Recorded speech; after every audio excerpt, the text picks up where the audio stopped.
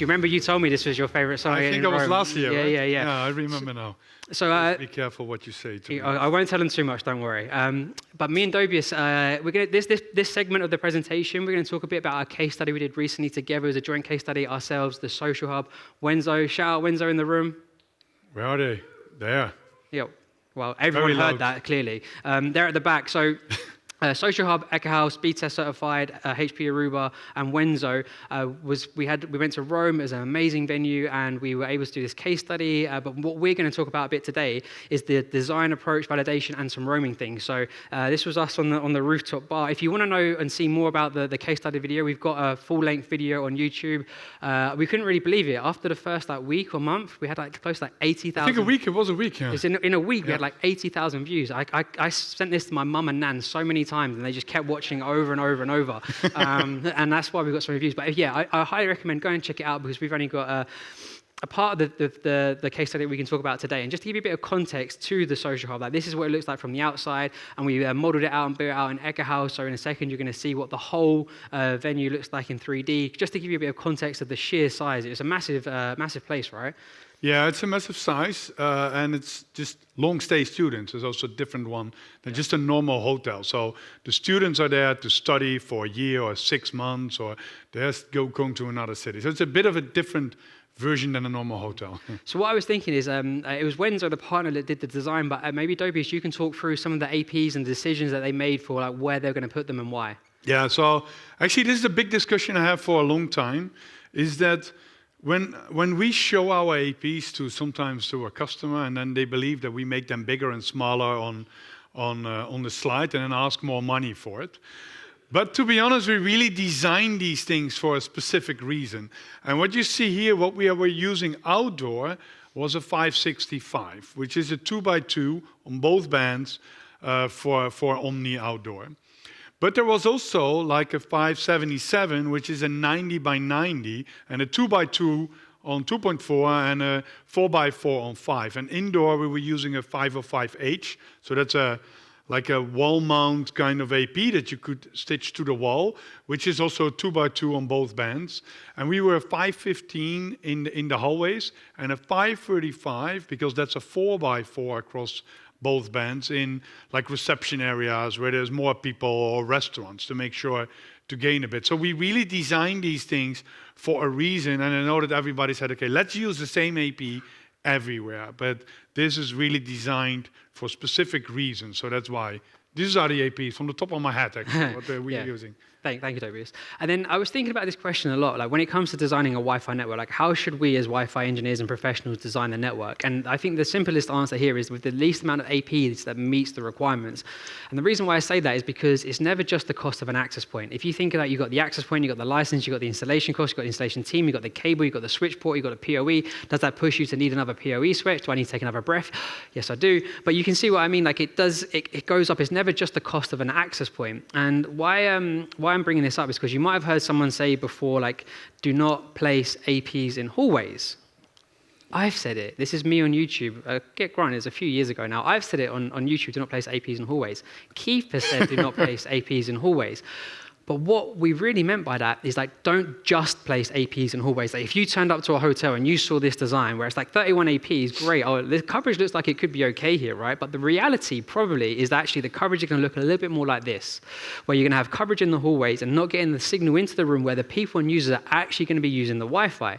And the other thing about if you just have APs just all in the corridor to try and supply this coverage in the rooms, all the APs being able to hear each other, you're going to have a huge amount of channel contention. So what's some of the options then? Well, this was 31 access points, just APs in the hallways. Well, what if you go for APs in every single room? Well, that's just gone to 78 access points. That could be quite expensive. And don't get me wrong, this might be the right design and approach for you, depending on the physical makeup of the venue that you're designing for, based on the materials, or if you want to leverage some of those 505H access points that's got the ports on the bottom of the access point that you want to then leverage for TVs, phones, etc., etc. Well, you could go with another approach where it's like APs in every other room, and it brings it down to 42. But what I found like super interesting that the Wentzo team actually did here is they didn't just go for APs in the corridor or APs in the room. What they did is a bit of a combination of both. So they had the 505Hs in the room, and then they had the APs in the hallways as well. And the main reason I was doing this for Dobias was for the roaming as well, right? Yeah, roaming plus also I think there was a lot of people that do cleaning. They had tablets and everything, which walked in the hallway. Actually, it's a 5-star design, which was funny, but it was a 5-star design in this one. But roaming here was key. Imagine there's a lot of young people doing WhatsApp phone calls and everything, so they need to do definitely strong roaming. And what you see here actually with the inspector tool is that you can see that they have a very good signal and a lot of choices of other APs to select to in order to make sure they make the right choice to get voice and everything roaming in that one. So that's good. You can see some. Here you go. They have a, this is by the way, they have a PSK SSID, so you can see some roaming times on that one.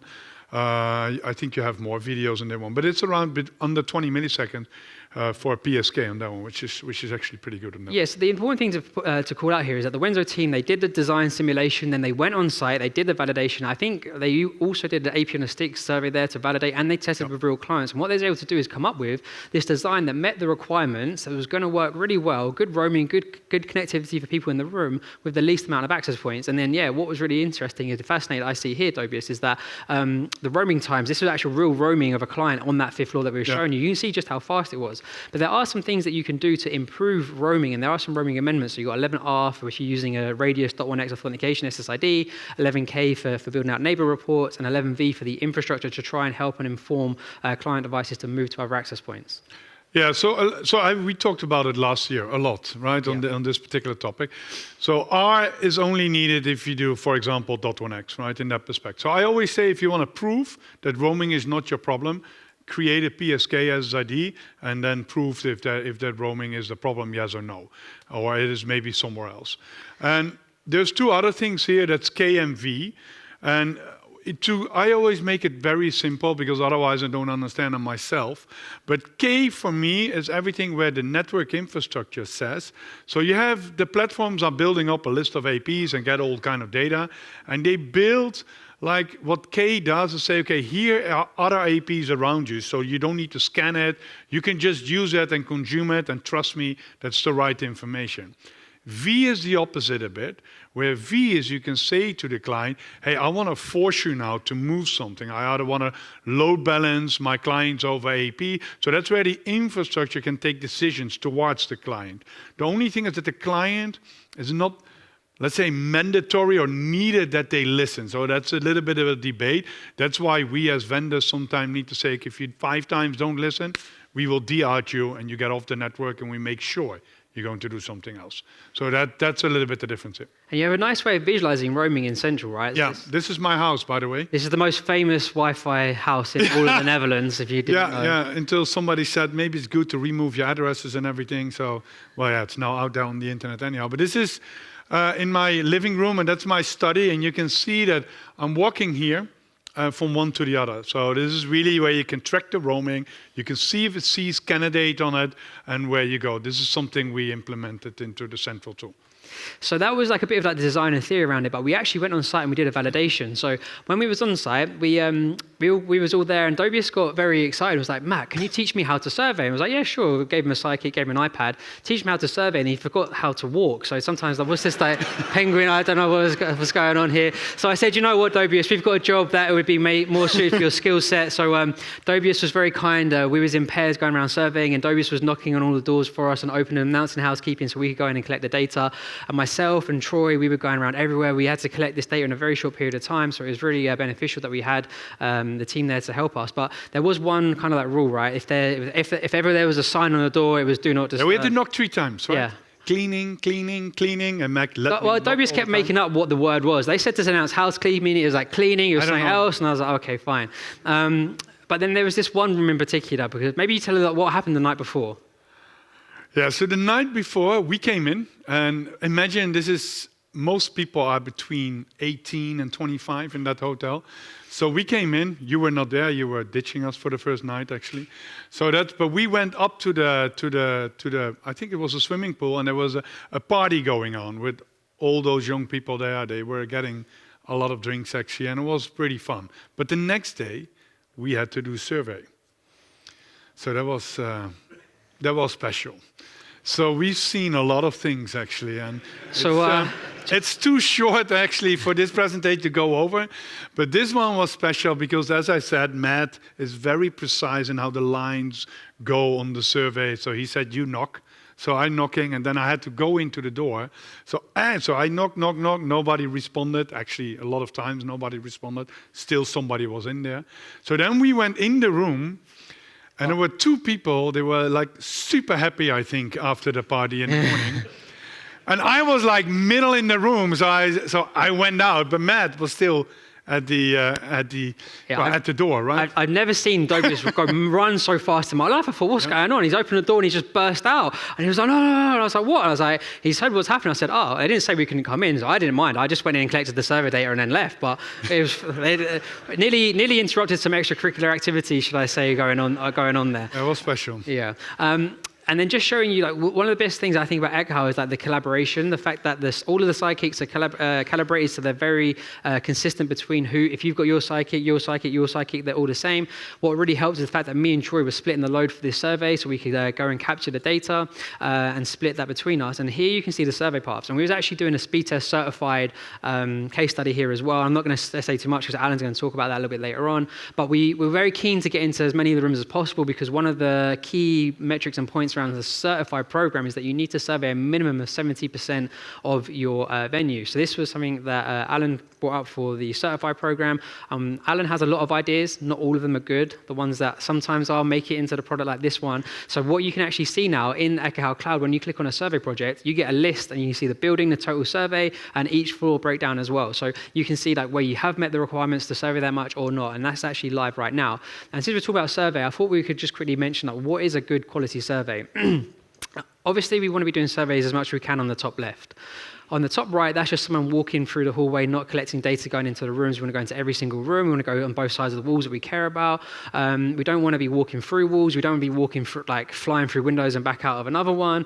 And you're thinking, well, Matt, like how often does that really happen? Well, you control the survey paths. Like you're still inputting that data. And what can actually happen? Like here's a real survey that got done of our Helsinki office. I think this was mine. This is why we didn't let Dobias do it at the social hub. And I'm not sure what I'm more impressed with, the fact that someone was able to fly out of a 7th floor window over here and then come back in, or walk through some breeze block concrete and come back as well. And we laugh and joke, but like the thing is that if you walk that survey path, we're going to try and like interpolate that data and show you the results on that survey path. And like, are you going to trust that data? No. Like, what if you look at the comparison between like a proper like good survey, what it should look like here, this, and then the heat maps and the AP locations, everything you see, like clearly on the left-hand side, we don't want to be collecting survey data like that. We want to be collecting survey data like on the right. It's good data. Good data is more what we can trust that inform our decisions around the designs, reconfigurations, and obviously getting that data for speed test certified as well. And we always say like garbage in, garbage out. And we're at the point in the presentation now where I'm going to be leaving you, Dobias, but I couldn't finish the presentation without a heart between us. Like I got jealous of you and Stephen, so I'm going to leave you in the capable hands of Dobias now for his part of the presentation. But a big thank you from me and all of you wonderful people in the audience for listening to me for the last little bit.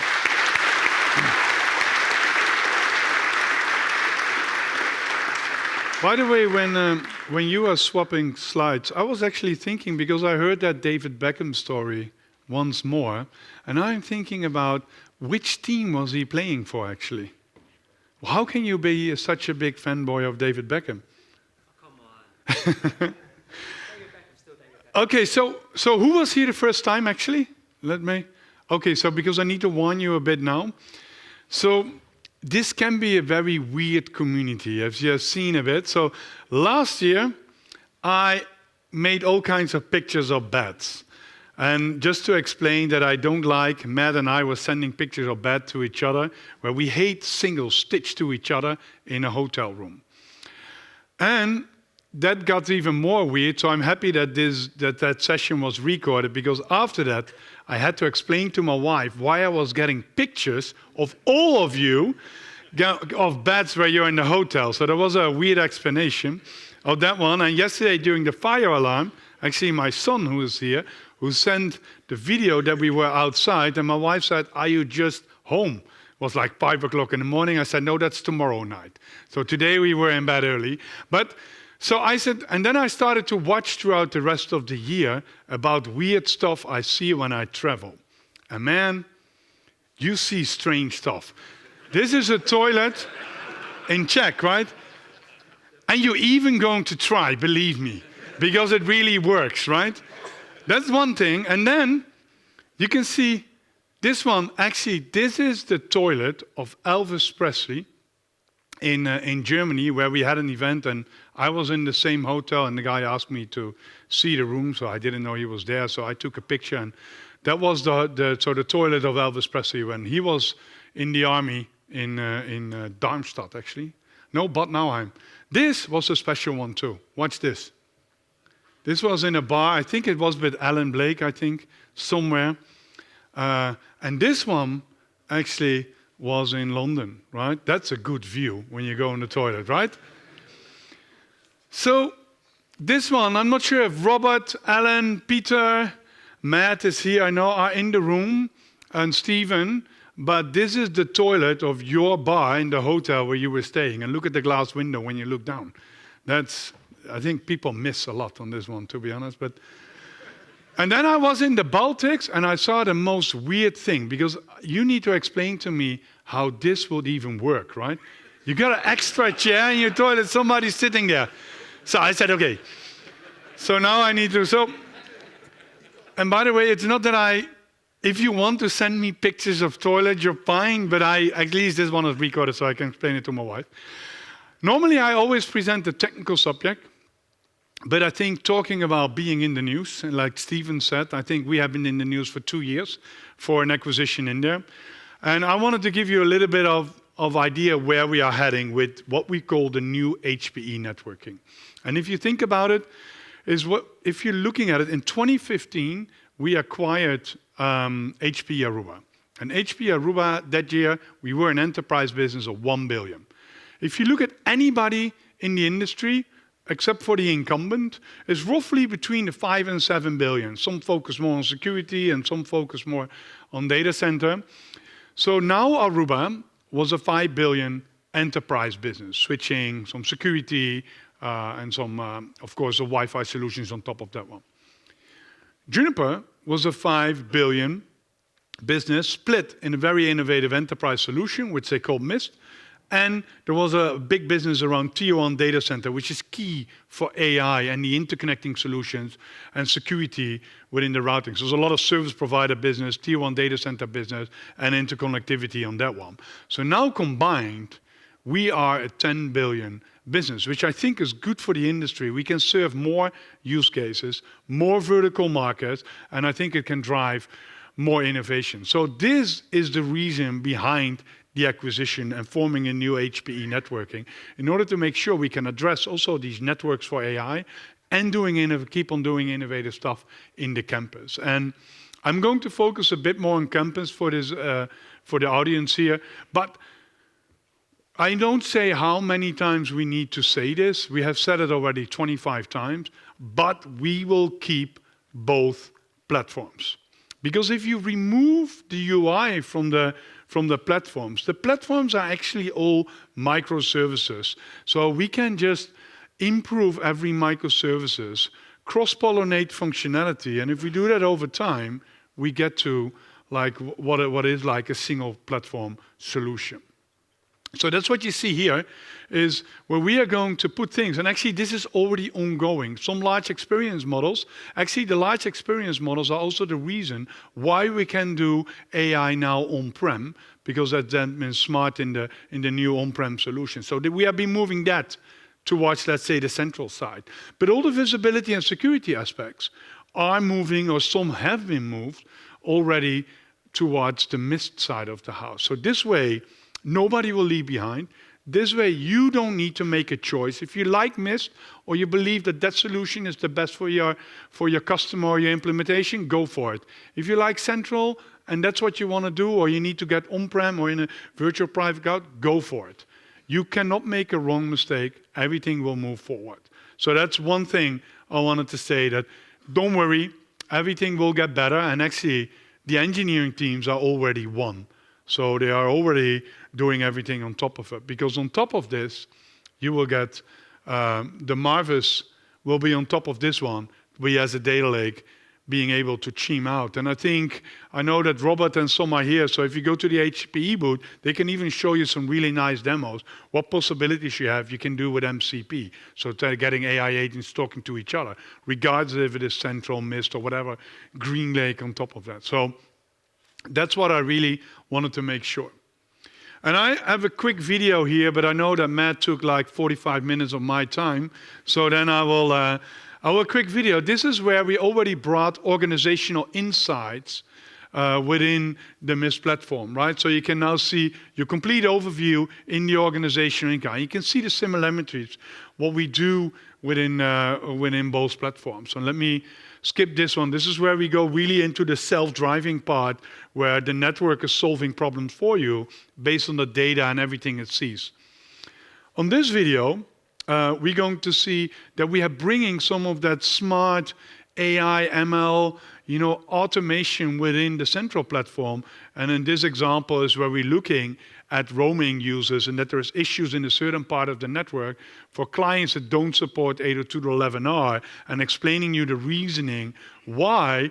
And in the end, let me see if it has already been there.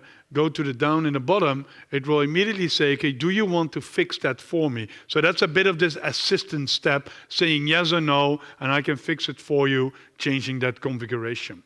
So you can see that both are learning. Hardware platform, some APs on both sides of the house were already in flight. We couldn't change them anymore, but any new AP coming out, and this one we could have changed, will be a dual platform AP, meaning we're more or less going to harmonize, from now on, the future on an AP platform, and you will get best of both worlds from an additional radio perspective, from some of the stuff we're doing in the filterings within the Aruba APs. So you get best of both worlds in single hardware platform, and you will be able to choose where you connect it to, more or less. So that's something already in flight, coming down the line soon. Then there's one thing. Who is using or known AOS 8 here? Okay.